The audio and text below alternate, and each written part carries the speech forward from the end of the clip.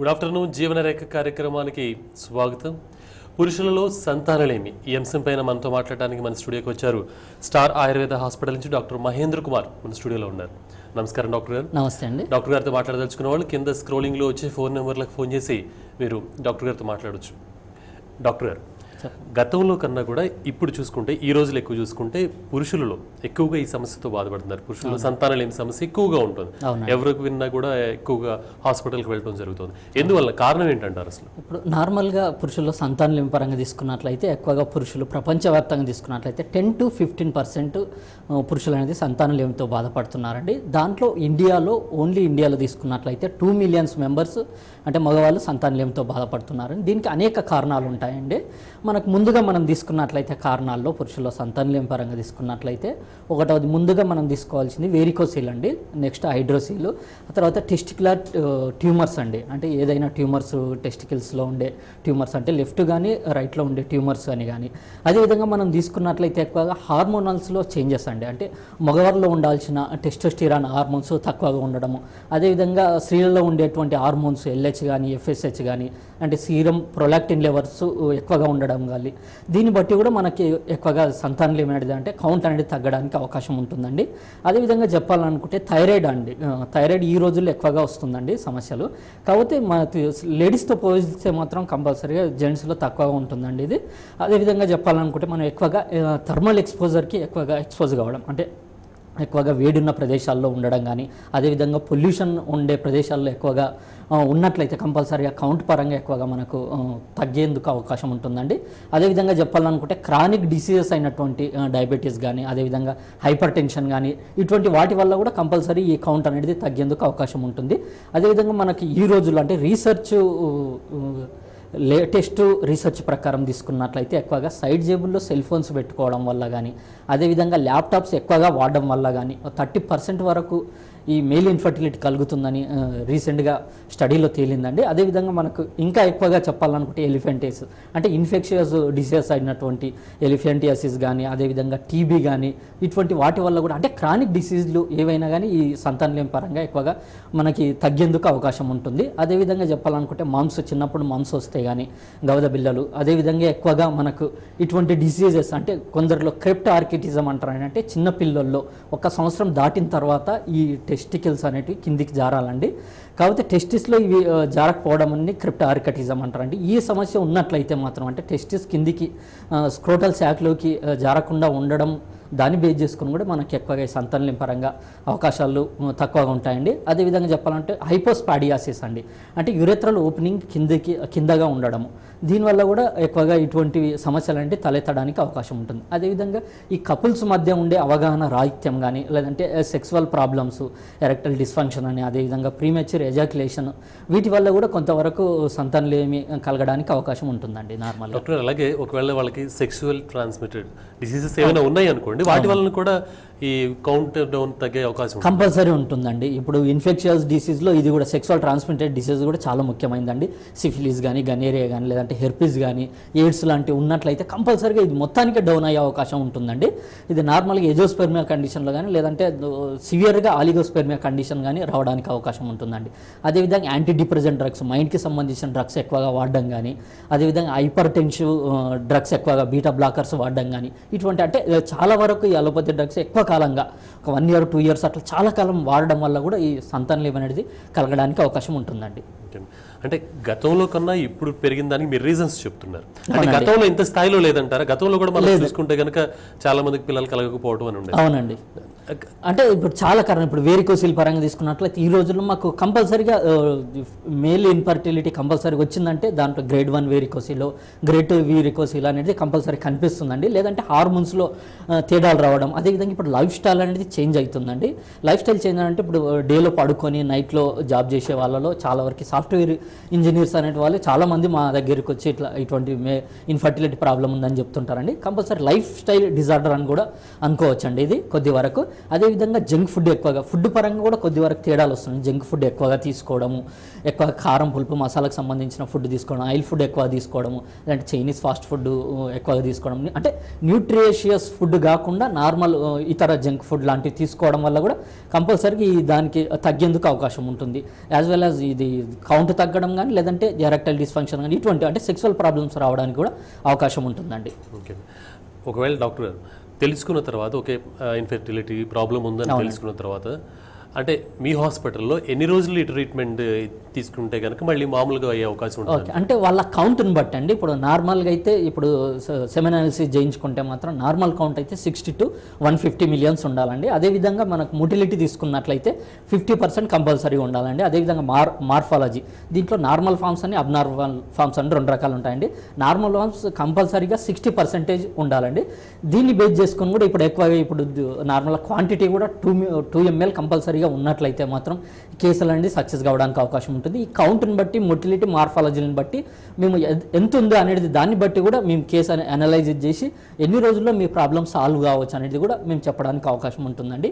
అదేవిధంగా కొందరిలో మాత్రం ఈ ఎజోస్పెర్మియా కేసులు అంటే 0 కౌంట్ నిల్ కౌంట్ ఉన్న కేసుల్లో మేము అనలైజ్ చేస్తాము. ఏమైనా స్కోప్ ఉందా వీళ్ళకి, ఏదన్నా టెస్టికులర్ బయోప్సీ కానీ అటువంటి కొన్ని రకాల టెస్టుల వల్ల ఇటువంటి అంటే అసలు స్పెర్మ్ ఉత్పత్తి అవుతుందా లేదా అనేది తెలుసుకొని మేము కంపల్సరీగా దానికి ప్రొసీజర్ ఒకవేళ ఉత్పత్తి అవుతుందంటే మాత్రం కంపల్సరీ దానికి మెడిసిన్ దానికి తగ్గట్టుగా ఎజోస్పెర్మియాకి తగ్గట్టుగా మెడిసిన్స్ ఇవ్వడము. అదేవిధంగా ఓన్లీ సెరోటోనిన్ సిండ్రోమ్ అనేది ఒకటి ఉంటుందండి. దాంట్లో మాత్రం మనకు ఛాన్సెస్ అనేది చాలా చాలా తక్కువ అండి. కాబట్టి దాంట్లో మాత్రం ఓన్లీ కౌన్సిలింగ్ ఇచ్చి వేరే ప్రొసీజర్స్కి వెళ్ళిపోమని అడ్వైజ్ చెప్పడం, అదేవిధంగా కపుల్స్కి కౌన్సిలింగ్ ఇవ్వడము, అదేవిధంగా డైట్ చార్ట్స్ ఇవ్వడం ఇవన్నీ చేస్తామండి. అంటే వాళ్ళ కేసుని అనలైజ్ చేసిన తర్వాతనే ఎన్ని రోజులు మెడిసిన్ వాడుకుంటే మీకు ఎంత ఇంప్రూవ్మెంట్ వస్తుందని క్లియర్గా చెప్పడం జరుగుతుందండి. అలాగే జీన్సెస్ విషయంలో కానీ అండర్వేర్స్ విషయంలో కానీ అంటే ఎలాంటి జాగ్రత్తలు తీసుకోవాలంటారు? అవి కూడా ఏమన్నా ప్రభావం చూపించే అవకాశం కంపల్సరీ అండి. ఇప్పుడు నార్మల్గా బైక్ డ్రైవింగ్ అండి ముఖ్యంగా తీసుకున్నట్లయితే బైక్ డ్రైవింగ్ ఎక్కువ చేయడం వల్ల కానీ, అదేవిధంగా టైట్ జీన్స్ పాయింట్ వేసుకొని లేదంటే టైట్ అండర్ గార్మెంట్స్ వేసుకొని జర్నీ చేయడం కానీ ఇటువంటి దానివల్ల కూడా కంపల్సరీ అంటే వేడి అనేది అంటే థర్మల్ అనేది ఎక్స్పోజ్ అయ్యి అక్కడ ఎక్కువగా వేడి తగ్గడం వల్ల కంపల్సరీగా ఈ కౌంట్ అనేది డిక్రీజ్ అయ్యేందుకే అవకాశం ఉంటుందండి. అంటే క్రానిక్ ఇట్లా చేస్తే మాత్రం. అదేవిధంగా ఎక్కువగా ఆల్కహాల్ కానీ ఎక్కువగా స్మోకింగ్ తీసుకోవడం వల్ల కూడా ఇటువంటి ప్రభావం ఇంకా రెట్టింపు అయ్యే అవకాశం చాలా వరకు ఉంటుందండి. కాబట్టి ఇటువంటి జీవన విధానంలో మార్పులు చేసుకుంటూ ఇటువంటి ఇప్పుడు చెప్పిన పద్ధతులను పాటించుకుంటూ కంపల్సరీ డ్రింకింగ్ క్రానిక్ దీంట్లో మాత్రం ఈ రోజుల్లో యువకుల్లో చూసినట్లయితే ఎక్కువగా డ్రింకింగ్ స్మోకింగ్ అలవాటు ఉంటుందండి. దానివల్ల కూడా ఇప్పుడు ఫ్యూచర్లో మాత్రం కంపల్సరీగా వాళ్ళకి ఇన్ఫర్టిలిటీ రావడానికి చాలా వరకు ఆస్కారం ఉంటుందండి ఈ రోజుల్లో. సో అందుకే ముందు నుంచి జాగ్రత్తలు తీసుకున్నట్లయితే కంపల్సరీగా ఇది తగ్గేందుకు ఈ సమస్యలు తగ్గడానికి అవకాశం ఉంటుందండి. ఓకే, కాలర్ ఉన్నారండి మీతో మాట్లాడడానికి. వెంకట్ గారు సార్, డాక్టర్ గారితో మాట్లాడండి. Okay sir. సార్ నా ఏజ్ 43 ఇయర్స్ సార్. నాకు ఎంతండి? 43. చెప్పండి. మ్యారేజ్ ఒక 12 ఇయర్స్ అయింది సార్. ఓకేనండి. లేదు సార్, నాది మొన్న టెస్ట్ చేయించుకుంటేనేమో నాకు కౌంట్ అబౌట్ 50 to 60 మధ్య వేరియేషన్ ఉంది సార్. 50 to 60 మిలియన్స్ అండి? అవును సార్, అవును. ఓకేనండి. తర్వాత ఏమో ఇది మొటాలిటీ రేట్ ఏమో కొంచెం తక్కువ ఉందని చెప్పినారు సార్. ఓకేనండి. ఆయుర్వేదంలో అశ్వగంధ ఒకటి వాడమని చెప్పారు సార్, ఒకటి వాడుతున్నాను సార్. ఓకేనండి. టెస్ట్ చేస్తే ఆమెకి ఏ ప్రాబ్లం లేదు సార్ యాక్చువల్ గా. ఓకేనండి. ఆమె ఏజ్ కూడా 38 ఇయర్స్ ఉంటుంది సార్. ఈ ఏజ్ లో వెళ్ళొచ్చా సార్ కన్సీవ్ కి? వద్దు, డ్రాప్ అయిపోమంటారు అని అడుగుదాం సార్. ఓకేనండి. ఇప్పుడు మీరు 43 ఇయర్స్ అంటున్నారండి, ఏమైనా అలవాట్లు ఏమైనా ఉన్నాయండి మీకు? ఏం లేవు సార్.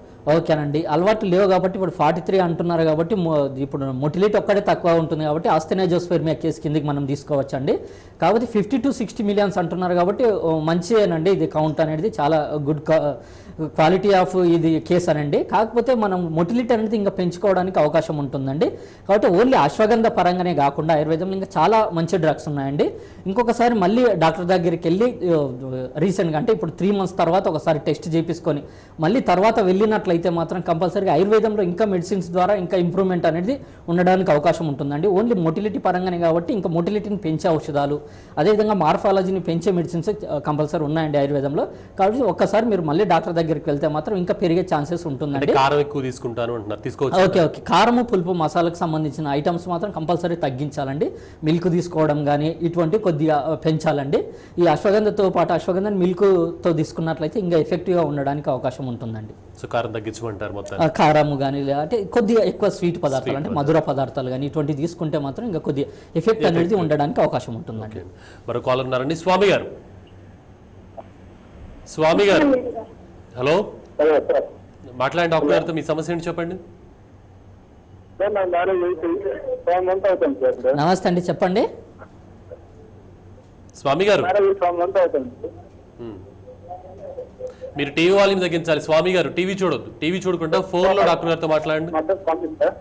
ఓకేనండి, చెప్పండి. నా పేరు స్వామి. చెప్పండి. సార్ నాకు మ్యారేజ్ 7 months అవుతుంది సార్. ఎన్ని ఇయర్స్ అండి? ఇప్పుడు నాకు ఆయుర్వేదం గురించి నాకు డీటెయిల్స్ కరెక్ట్ తెలియదు సార్. చెప్పండి చెప్పండి, మీరు చెప్పండి అండి, ఏం చెప్పదలుచున్నారు చెప్పండి.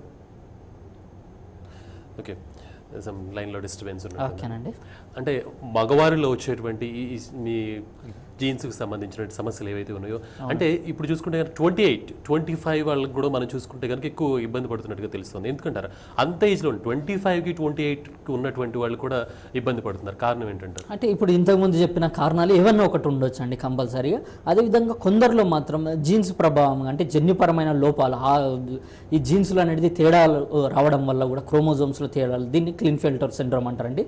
దీంట్లో రావడం వల్ల కూడా కంపల్సరీగా ఎజోస్పెర్మ్ అంటే 0 కౌంట్ ఉండడానికి కూడా అవకాశం ఉంటుందండి.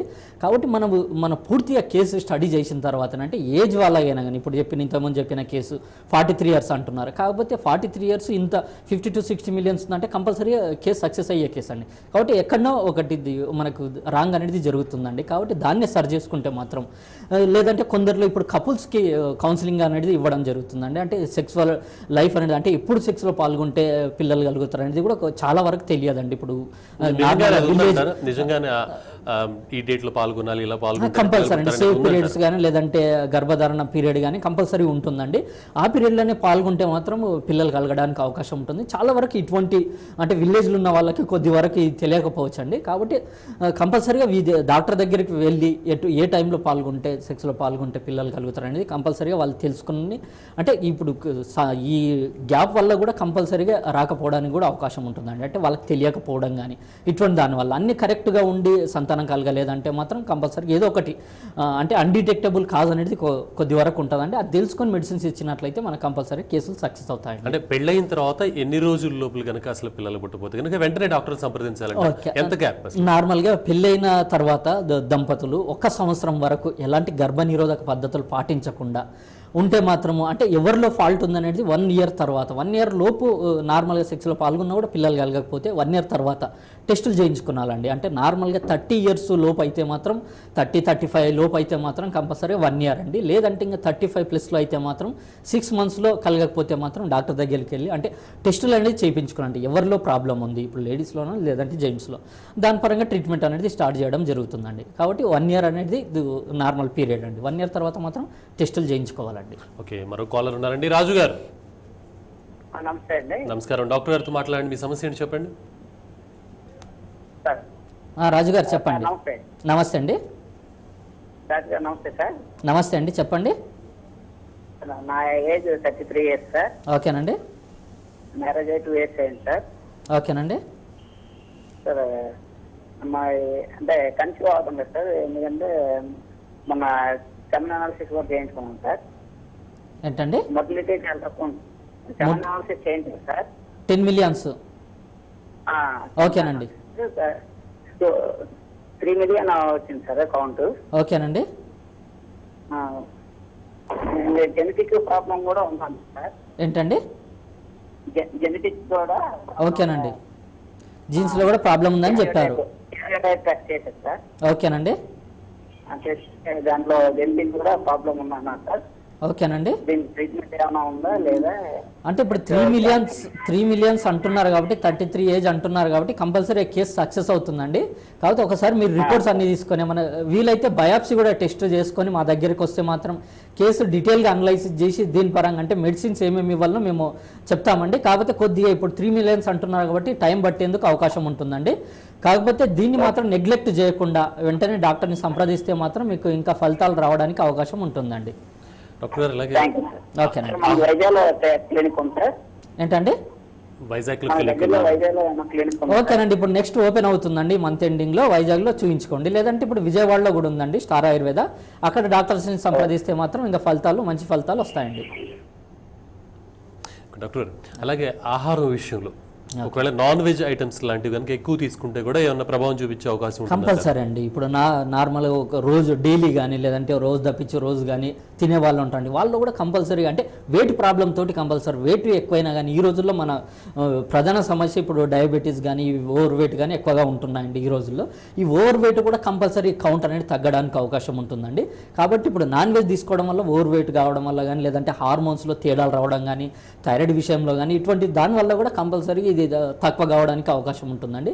కాబట్టి ఈ నాన్ వెజ్ని తగ్గించుకుంటూ ఇప్పుడు వీక్లీ వన్స్ లేదంటే 10 డేస్కి ఒకసారి తీసుకోవడం కానీ, అదేవిధంగా ఎక్కువగా కారం పులుపు మసాలా తక్కువ చేసుకోవడం కానీ, ఎక్కువగా మధుర పదార్థాలు కానీ లేదంటే చెరుకు రసం లాంటివి కానీ, పాలు కానీ, మిన్ములకి సంబంధించినవి కానీ ఎక్కువ తీసుకోవడం వల్ల కూడా మంచి ఫలితాలు రావడానికి అవకాశం ఉంటుందండి. కౌంట్ కూడా పెరిగేందుకు అవకాశం ఉంటుంది. అదేవిధంగా క్వాంటిటీ కూడా అంటే సెమెన్ అనేది ఇంకా పెరగడానికి అవకాశం ఉంటుందండి.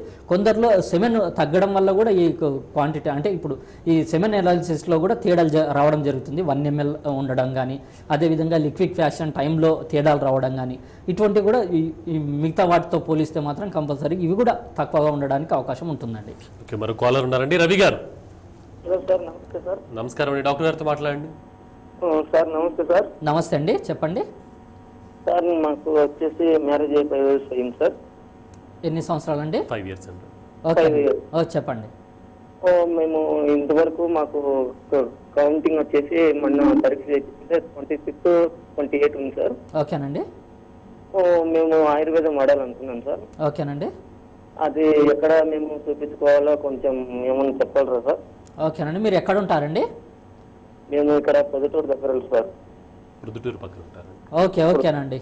మీరు ఇప్పుడు హైదరాబాద్లో ఉన్నటువంటి స్టార్ ఆయుర్వేద వైద్యుల్ని కలిస్తే మాత్రం ఇప్పుడు 26-28 మిలియన్స్ అంటున్నారు కాబట్టి, లేదంటే మీ దగ్గరలో ఉన్న ఆయుర్వేద వైద్యుల్ని కలిస్తే మాత్రం అంటే కొంచెం ఫేమస్ ఉన్న ఆయుర్వేద వైద్యుల్ని కలిస్తే మాత్రం కంపల్సరీగా ఈ కౌంట్ పెంచడానికి మెడిసిన్స్ ఉంటాయండి.